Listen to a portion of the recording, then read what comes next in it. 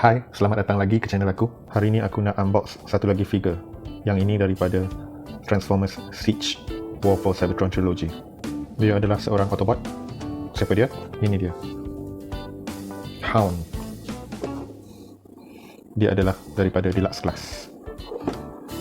Dia boleh transform kepada Jeep ni dalam 14 step. Mari kita buka.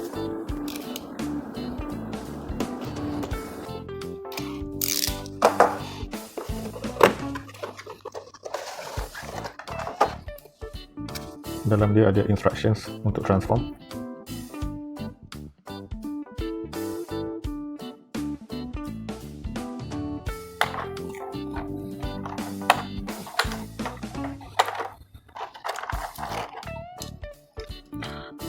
Ini rupa dia.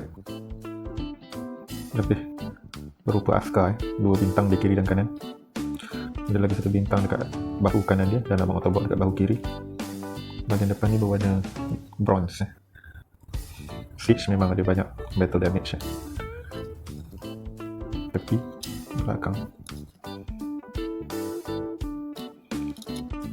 Dia datang dengan 3 piece accessories yang boleh digabungkan menjadi satu senapang yang panjang.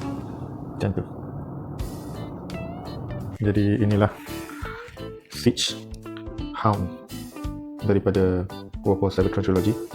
Kalau korang nak tengok video transform untuk figure ni, sila like dan komen di ruangan di bawah. Sekian review aku.